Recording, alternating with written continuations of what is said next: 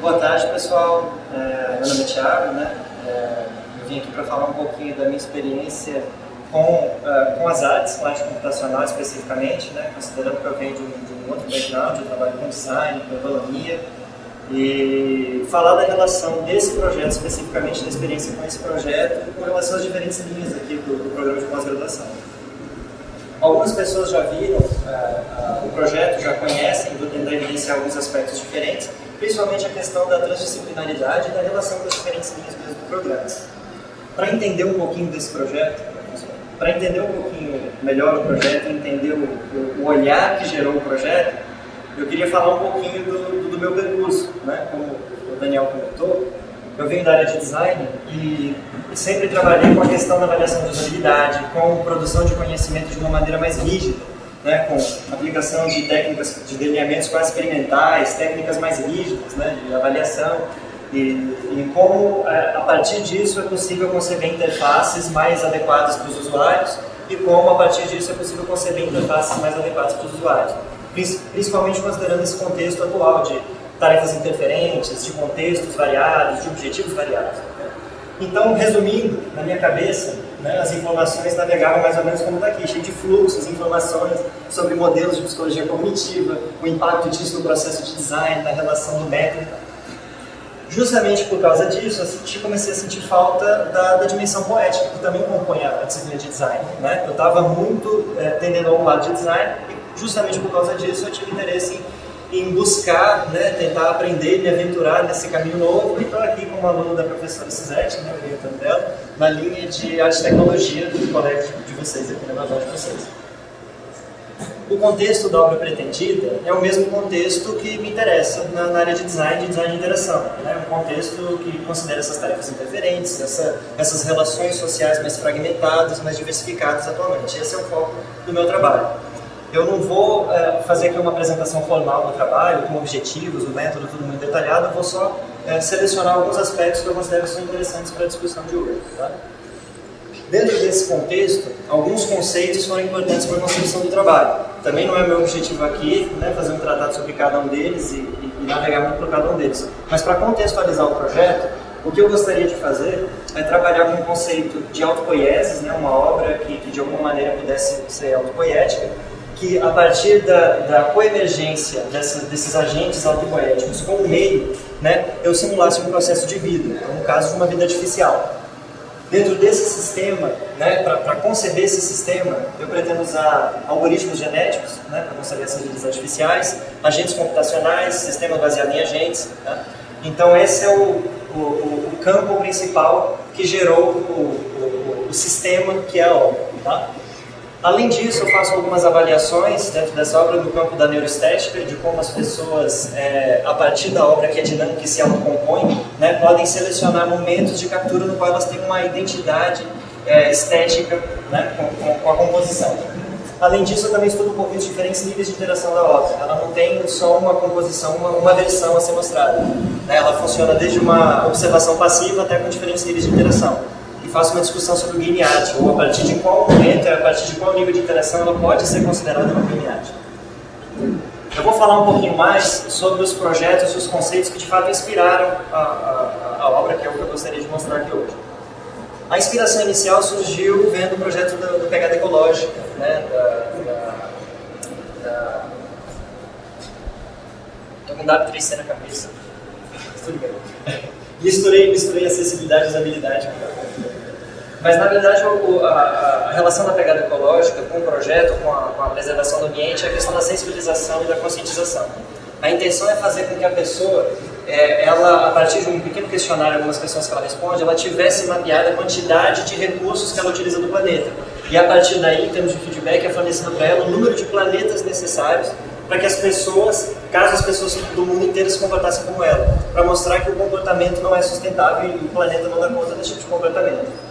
Então, essa foi a inspiração inicial do projeto, essa tentativa de pensar nas relações sociais atuais, né, e como eu poderia gerar uma obra que fizesse as pessoas navegar um pouquinho nesse contexto, para que elas pudessem experimentar um pouquinho disso a partir da obra. Só que eu não queria uma coisa tão explícita e tão objetiva. Um outro trabalho que fala sobre a questão da evolução e da seleção natural é o trabalho do Carl Sims, eu não sei quem conhece, é um trabalho muito interessante, no qual ele gera uma série de regras para a composição de seres a partir de caixas, né, tridimensionais, e esses comportamentos dessa relação entre as caixas são selecionados por evolução natural. Com isso, a gente consegue uma série de seres com comportamento de deslocamento, disputa por objetos, a partir de um processo evolutivo acelerado, né? Então, isso também inspirou um projeto a trabalhar dentro dessa linha, pensando no contexto de evolução natural, já que eu estava com algo conhece na cabeça. Um outro projeto que inspirou bastante o que eu gostaria de fazer é o Game of Life do Conway, né? É um projeto que ocorreu numa época bem diferente, né? No qual o computador ainda não existia e os processos que a gente consegue simular e os resultados que a gente simula hoje a partir das regras criadas por ele funcionavam de uma maneira bem diferente, elas davam muito mais trabalho para que a gente conseguisse visualizar as situações, né? Ela tem uma relevância enorme para outras áreas também, eu não vou aprofundar muito aqui, mas esse trabalho inspirou o trabalho que eu gostaria de mostrar, porque eles funcionam também como autômatos celulares, né? Eu tenho também uma grade no qual as vidas artificiais, aqui representadas pelos pixels preenchidos, né, elas têm uma vida e ela tem um processo de gerações no qual elas vão passando e se adaptando ou morrendo. Tá? Um outro trabalho que começou, na verdade, foi o ponto de partida para o projeto que está aqui, foi um projeto que foi feito aqui por mim numa disciplina de outra linha, né? O projeto atual consiste numa obra de arte computacional, mas a primeira experimentação estética ocorreu dentro da disciplina de poéticas contemporâneas, né? Como foi dito no início, o meu percurso não é um percurso de artista com uma série de obras e uma carreira dentro da área das artes. Eu venho de uma outra área e eu comecei aqui a partir de um outro patamar, sem nenhuma produção artística. Então essa foi a minha primeira experimentação artística dentro do contexto de arte contemporânea, né? Dentro do contexto da disciplina. Nessa obra, a tentativa era de simular uma sensação, eliminando a pintura realista, trabalhando com formas geométricas e com riscos, linhas orgânicas, né? Numa instalação que ocorreu na exposição aqui na Galeria Piloto, que ela tinha 3 por 3 metros, então era um espaço grande, para tentar sugerir uma sensação de imersão. Né? Esse trabalho é todo estático, feito com papel, grafite, não tem relação nenhuma com os algoritmos, mas a dimensão estética do trabalho foi determinante para o que eu gostaria de fazer com a minha obra. A partir desses elementos geométricos, em composições orgânicas, eu comecei a traçar o tipo de estética que eu gostaria para a obra. Com isso, inspirado, não tinha como não me inspirar pelas pinturas abstratas, né, que trabalham também com composições e formas geométricas e cores misturadas, criando ruídos visuais, eu comecei a pensar no que poderia ser feito, né, em termos atuais. E aí conheci o trabalho do Chevalier, que tem uma dimensão muito parecida com o meu trabalho, só que ele trabalha com plantas e composições de plantas, né, de vida artificial, o Segundo a Natureza, no qual ele tem essas composições projetadas em paredes imensas, né, e faz uma discussão parecida com a que eu gostaria de trazer para o meu trabalho. Um outro trabalho que acabou, ele não serviu tanto como inspiração, mas depois de pronto, eu descobri o trabalho do Genova Chen, né, o Flow. Eu só conhecia o conceito de Flow, não conhecia ainda o jogo Flow, e descobri que tem algumas semelhanças estéticas interessantes, né, com o meu trabalho. Esse Flow aqui, esse jogo, o Flow, é um jogo de fato, né, dentro de um contexto de entretenimento, no qual a tese da Genova Chen foi toda voltada para a questão de como criar um sistema de autobalanceamento para um jogo de entretenimento. Está longe de ser o meu caso, tá? Quero trabalhar com uma obra de arte computacional. Bom, para falar um pouquinho da obra, então, o nome, né, Morfogênesis, tem origem no trabalho do Turing, né, que não foi o trabalho mais famoso dele, mas um trabalho muito importante, no qual ele começa a tentar entender e discutir os padrões simples que estão presentes em algumas sementes e que geram comportamentos complexos quando a árvore, quando as flores, né, são determinadas. Tem algumas ilustrações do trabalho dele. Então, um pouquinho do tipo de intenção que eu gostaria com o trabalho, né, é uma discussão sobre emergência, né, é o conceito principal que eu gostaria de trazer nesse trabalho, então fico com uma homenagem ao tudo. O processo foi um processo que eu considero peculiar. Não vou ter muitas chances de repetir esse processo com essas mesmas ferramentas. Porque eu tinha a intenção de trabalhar com arte computacional, né, produzir uma obra de arte sem uma carreira dentro das artes especificamente, e trabalhar com algoritmos, sem saber programar. Então foi muito interessante a experiência. Eu comecei o projeto, só consegui o projeto porque eu, na verdade, considerava que eu teria ajuda de outras pessoas da computação, ou que eu poderia trabalhar em parceria. mas num determinado momento eu tomei a decisão de experimentar. E começava, bom, né, até para demandar o trabalho, para trabalhar em conjunto, eu preciso conhecer, eu preciso saber como é que esses algoritmos funcionam.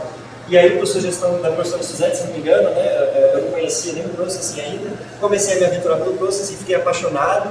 Na verdade, eu fiquei meio obsessivo, né? Então, eu passei algumas semanas consecutivas trabalhando no Processing, tentando entender os algoritmos e não queria mais entender como que as outras pessoas já tinham soluções para os meus problemas. Eu queria bolar soluções matemáticas para os meus próprios problemas e acabei montando a obra toda sozinho, pedindo ajuda para algumas pessoas, mas elaborando o código todinho, sem nenhum código adaptado, nenhum algoritmo que já existia.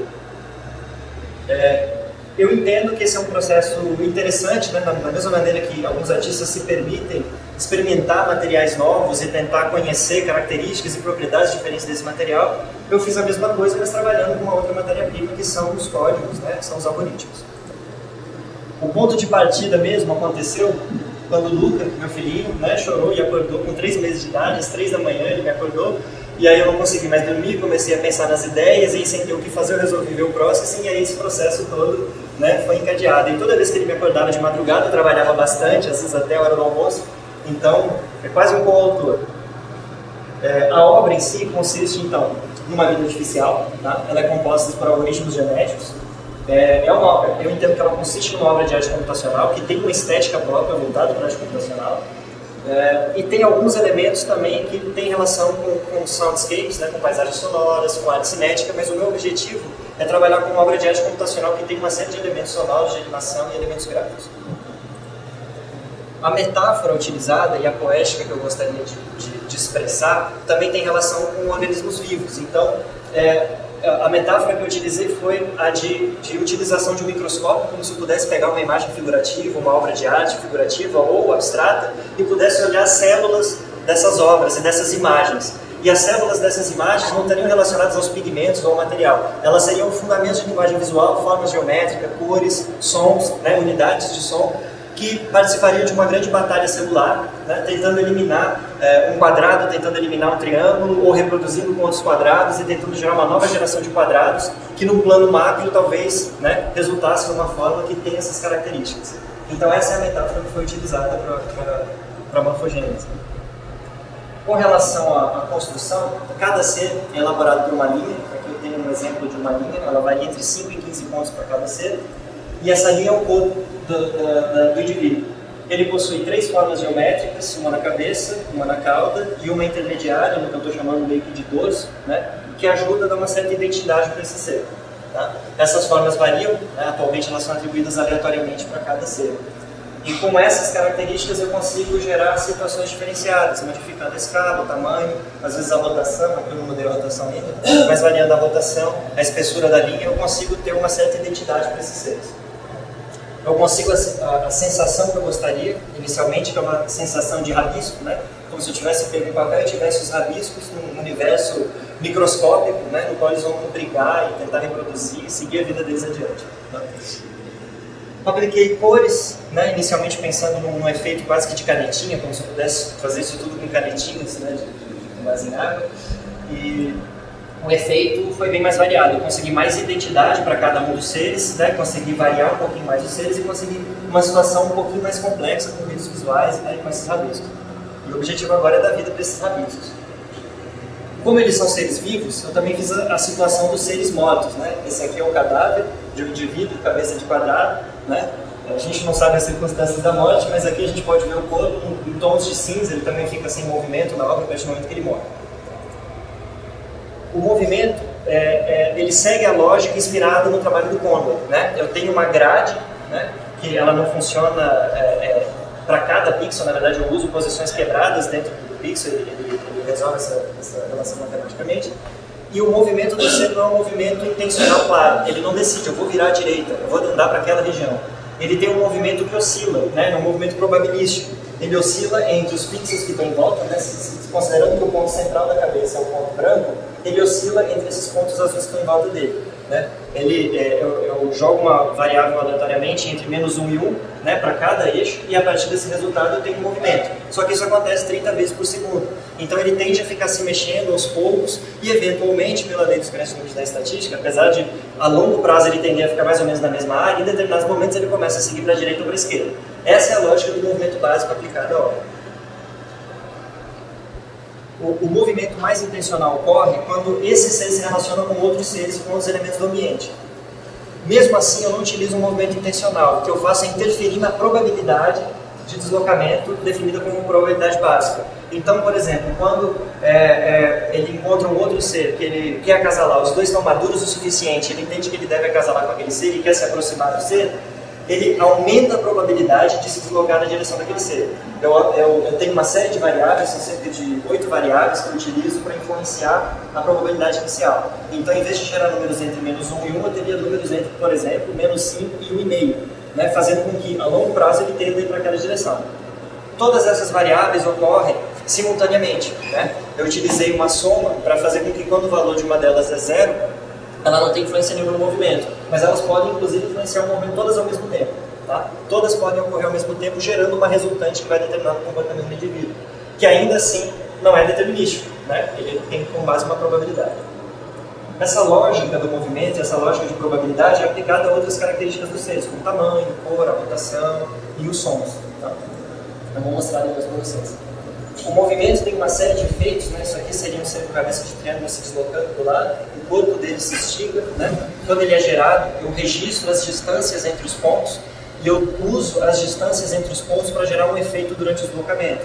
Depois que o ser caminha e se estica todo durante a caminhada, ele tende a se recolher e tentar retomar a forma que ele tinha originalmente, como se ele fosse uma assinatura, né? Ele não fica exatamente da mesma forma, ele só recorda pelas mesmas distâncias que eles tinham entre os pontos, tentando dar também um pouquinho de identidade para esse ser. Quando eu comparo um ser que tem, ele pode ter características em comum, como o tamanho, como as cores, mas quando ele se desloca e se recolhe novamente, vocês veem que eles têm comportamentos distintos. Cada ser emite um som também, né, uma unidade de som, que é uma nota em um instrumento específico. Ele não emite esse som a cada quadro, né, porque senão o barulho ia ficar contínuo, mas ele tem uma probabilidade de gerar esse som. Cada ser tem uma probabilidade de gerar o som. Essa probabilidade varia um pouco, de acordo com a personalidade de cada ser. A gente tem alguns mais rápidos, alguns mais quietinhos. E esse som também ele tem um efeito interessante quando os seres se relacionam. Eu vou falar um pouquinho mais para frente sobre a relação entre os seres. No momento em que eles se relacionam, eles trocam as notas musicais e eles compartilham cores e outras características, mas as notas começam a partir do barulho inicial, que parece um ruído de trânsito, né? Onde você tem um bibi, eles começam a criar escalas que são aleatórias, né? Não tem escalas harmônicas, né? E o som começa a ter uma certa identidade também. Todas essas características são registradas no DNA, né? O DNA compõe o ser e, a partir dos cruzamentos, essas características são transmitidas aos filhos, né, a partir da mescla das características dos pais. Tem uma série de variáveis que compõem esse DNA, não vou listar cada uma delas, mas as principais características são as que foram ilustradas aqui. A relação entre os seres é calculada por uma distância, por uma linha que calcula a distância entre o ponto central da cabeça deles. Tá? Esse ponto, essa distância é calculada sempre em relação ao diâmetro da cabeça do ser. Então, em algumas situações, os seres têm a cabeça muito grande, então eles conseguem ser vistos por mais seres, a uma distância maior, e eles conseguem ver mais seres. Em outras situações, eles veem menos seres. Tá? O cálculo dessa distância gera uma série de situações específicas que o ser deve avaliar. Ele tem uma inteligência artificial específica que permite avaliar a forma da cabeça dele com relação a do outro indivíduo. Ele consegue avaliar se ele considera que o outro indivíduo é mais forte ou mais fraco que ele. Ele consegue avaliar se ele acha que o outro indivíduo, por estar em grupo, é mais forte que ele. Ele consegue avaliar uma série de características e, a partir dele, toma uma decisão. Todas as decisões que são tomadas pelos seres possuem um feedback visual. O objetivo aqui não é criar uma dimensão de usabilidade e permitir que as pessoas, ao observarem a obra, consigam identificar claramente tudo o que está acontecendo com cada ser. Mas como eu gostaria que as pessoas interagissem com um sistema complexo o suficiente, com características de uma vida artificial, de colônias de seres vivos, que elas observassem um comportamento complexo, que elas não dominam, mas que o feedback está lá. Elas conseguem identificar alterações como medo, né? Como um ser que está com raiva e quer atacar o outro, ou como um ser que está no cio e está procurando o outro para acasalar. Então, quando em situações de fuga, por exemplo, eu tenho um novo triângulo rodando no dorso do ser. Em situações de caça, eu tenho retângulos, um quadrado rodando no dorso do ser. Eu posso ter várias interferências simultâneas, né? Por exemplo, esse ser aqui está com raiva de vários seres ao mesmo tempo. Eu posso sentir, né, medo de um enquanto eu acho que eu devo caçar o outro, tudo ao mesmo tempo. Tá, são 10 minutos. 10 minutos? É, tá. Você perguntou, falou que o cara tá meio... Vamos, você tá vendo rapidinho. Vai dar tempo de passar pelos 92. Existe a ovulação, né, que é essa forma circular que fica perto da cauda. Quando você está maduro o suficiente para acasalar, ele tem um óvulo. Quando ele entra no cio, ele tem outra indicação de que esse óvulo está pronto, que ele está procurando por alguém para acasalar. Eu tenho situações de interação, por exemplo, todos esses seres têm cabeça de círculo, então além disso eles têm uma cauda comum. Eles são semelhantes e têm mais uma característica em comum, por isso eles acabam formando grupos. E esses grupos servem para proteção, para manter a proximidade visando acasalamento, eles se mantêm vivos e se protegem. Aqui está um exemplo de ciclo de reprodução, né? Os seres se encontram, né? Eu tenho um efeito visual, um efeito sonoro ritmado, né? Até que depois de aproximadamente uns 6 segundos, quando eu estou a 30 quadros por segundo, eu tenho um ser híbrido gerado entre eles, tá? Que mantém as características e mesclas dos dois pais. Esse procedimento pode acontecer, né, ao mesmo tempo, tá? Geralmente quando isso acontece assim, os seres, a cada par, eles vão gerando um novo indivíduo e vão abandonando a suruba. Nem sempre isso acontece. Tem seres que participam, não geram filho nenhum e vão embora felizes da vida. Esses cruzamentos também foram projetados de uma maneira bem específica. Os seres que têm a cabeça igual geram filho do mesmo tipo. Tá? No caso específico, em seres que cruzam e têm o dorso com a mesma forma, eu acabo gerando um efeito, meu pai é agrônomo, né? Então ele gera um efeito de vigor de híbrido, tá? Que é um efeito que é conhecido na agronomia quando você mescla características genéticas de híbridos e consegue ter um filho com características mais fortes em termos de adaptação a um determinado ambiente. Eu fiz exatamente o vigor de híbrido, só que ao contrário, né? Quando as formas são iguais, eu consigo gerar um ser que tem a mesma forma, mas que ele é um pouco mais forte que os pais. A mesma coisa acontece com relação à cauda, né? A cauda também mantém a mesma forma e eu ganho um pouquinho mais de energia para o ser. E essa mesma situação é a que eu uso para gerar as mutações. As mutações ocorrem quando um ser que tem cabeça, por exemplo, de círculo, né, e tem um dorso de triângulo, eles têm muito triângulo no DNA. Então, existe uma probabilidade de 25% de chance do filho nascer também com uma cabeça de triângulo. Tá? Isso é muito importante para a obra, porque existe uma tendência à hegemonia de uma das formas. Né? E se não tiver nenhum processo de mutação e de reinserção dessa forma, uma forma vai dominar todo o espaço e vai se manter no ambiente e a outra nunca mais vai retornar. A mesma coisa acontece com relação à cauda, né?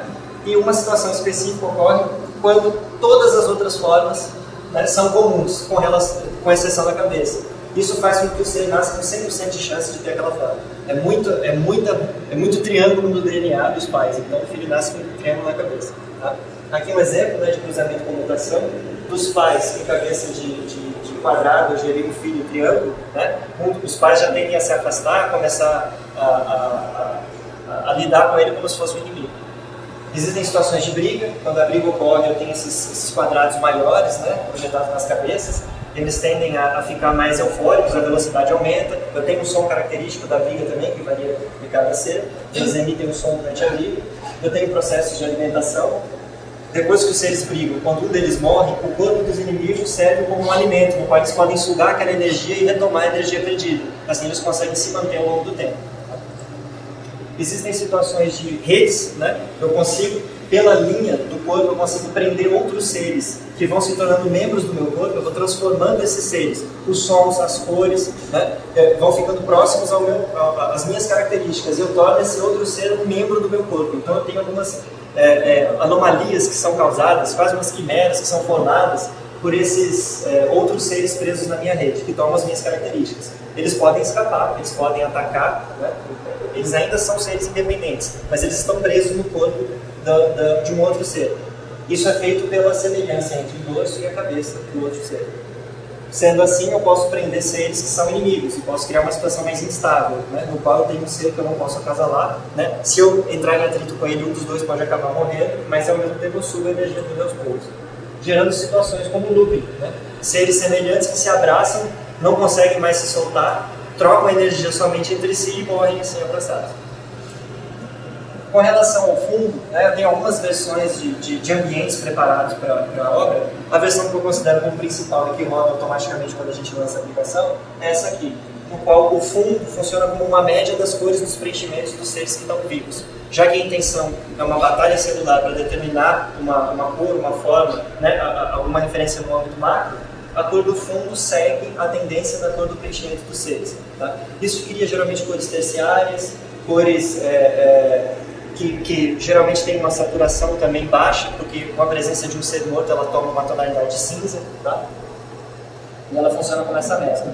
O ambiente em si não possui nenhum obstáculo, não possui nenhuma fonte de alimentação por enquanto. Eu tenho trabalhado com um ambiente meio etéreo, né, completamente liso, no qual a presença dos outros seres que estão no ambiente gera umas situações de obstáculo, de área mais segura, de área mais perigosa. Tem outras versões em que eu vario somente dia e noite, né? Já foram pensados alguns efeitos com relação aos hábitos dos seres no dia e na noite para influenciar a obra, mas a primeira versão foi considerada como a principal. Versões do qual o fundo tem somente uma cor, né? Isso tudo é configurado na obra, depois que ela é ligada, você pode configurar via teclado. Fundo branco. Com relação às possibilidades de interação, né, bom, a primeira dela é utilizar o jogo como uma obra, né, como se fosse um jogo zero-dimensional, como o do Mono. Você organiza uma situação inicial e você observa os desdobramentos. Né? Isso também funciona, é uma das versões da obra. A segunda versão é a versão por um toque simples, que pode ocorrer pelo mouse ou por uma tela de toque. Tá?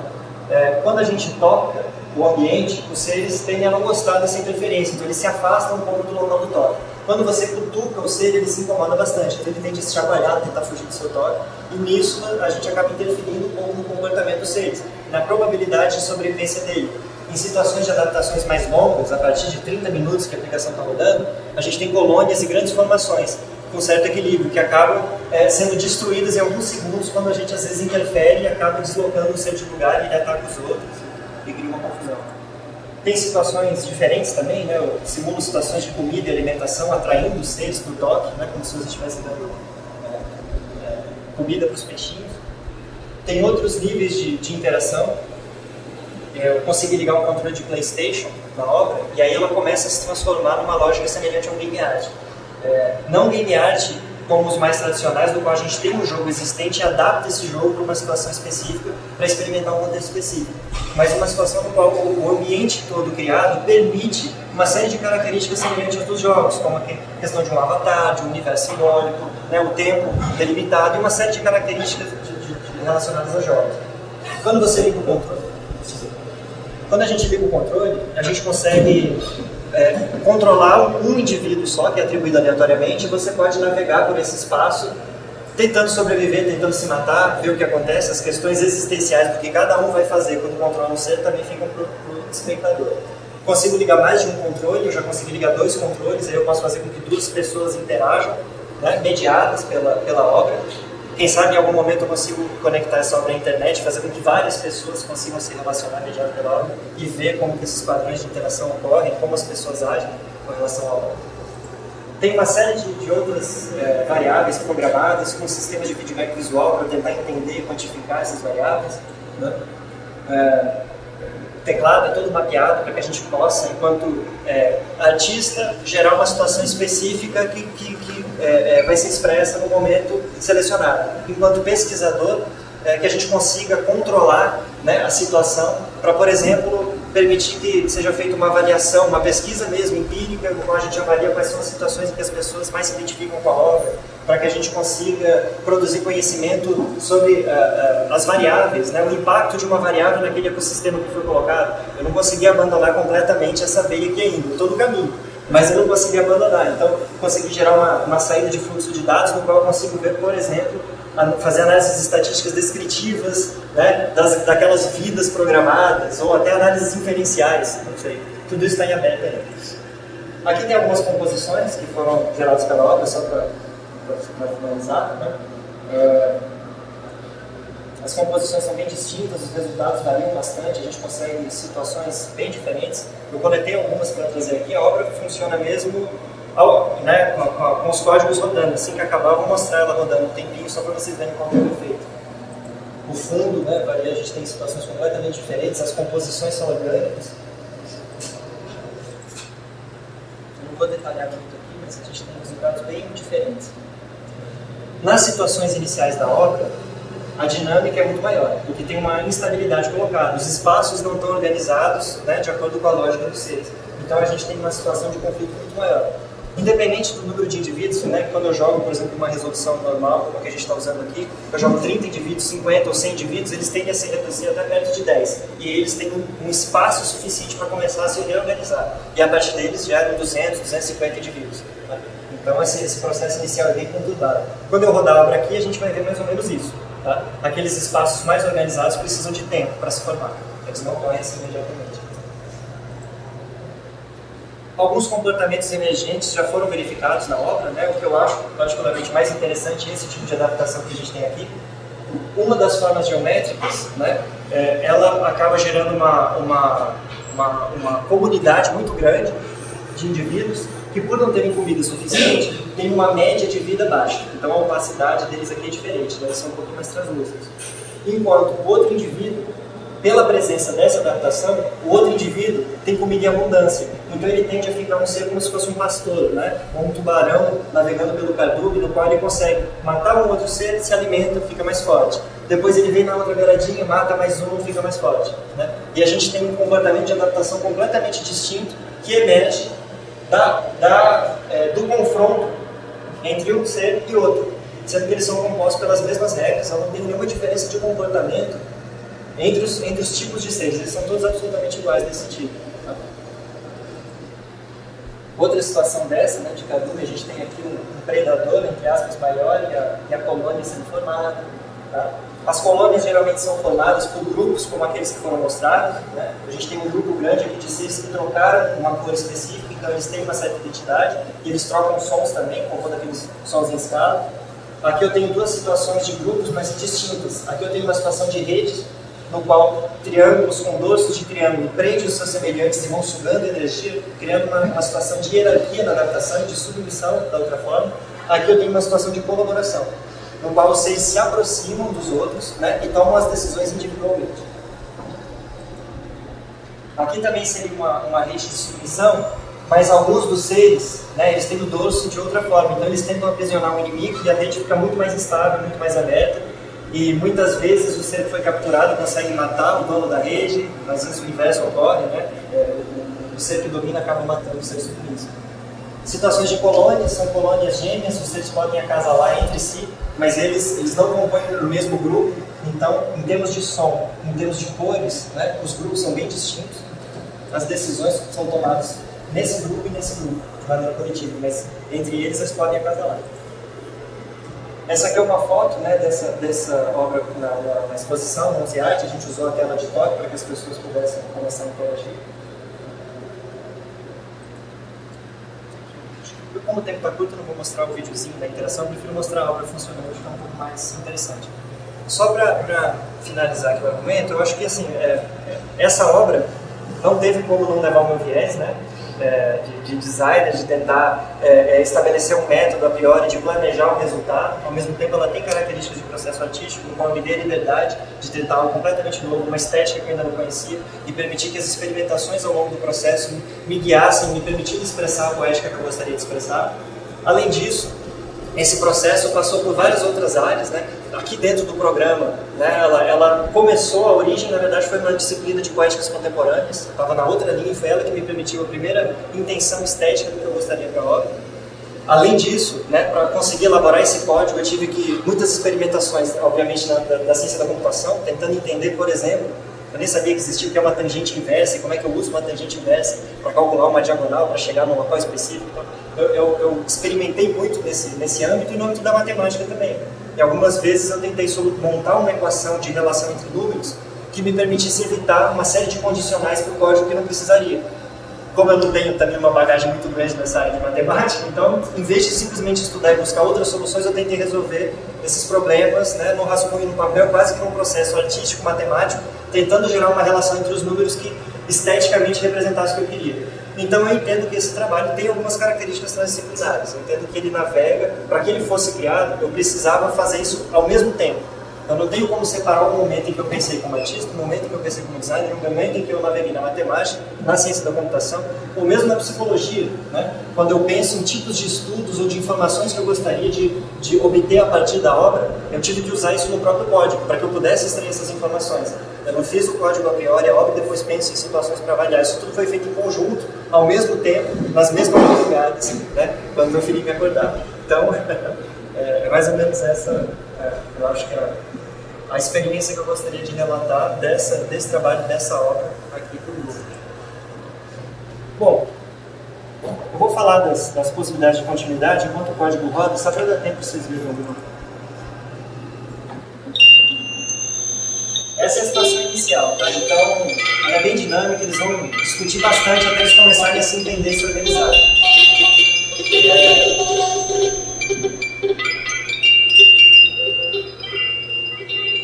O que eu espero agora, a partir desse trabalho, é conseguir elaborar os outros níveis de interação, né, que eu pretendia. Eu já consegui ligar o joystick, mas eu ainda não consegui utilizar essa característica para uma exposição, para ver como as pessoas interagem, como elas lidam com essa questão. Eu não consegui ainda colocar online, nem colocar as informações sobre os seres em um banco de dados, para que eu possa acessar isso, a mesma cena de vários locais diferentes. Então, acredito que para os próximos meses esse vai ser o rumo do trabalho da obra, essa é a expectativa que eu tenho, né? E em termos de complexidade do comportamento dos seres, eu acho que eu já extrapolei um pouco a medida, eu acho que ela já está num comportamento bem complexo do que eu pretendia, eu acho que já existe um balanço, né, que é estabelecido às vezes em 20 minutos, às vezes em 2 horas, né? Isso depende deles, não depende de mim. E aí, é isso. Esses são seres autopoéticos, unidades autopoéticas.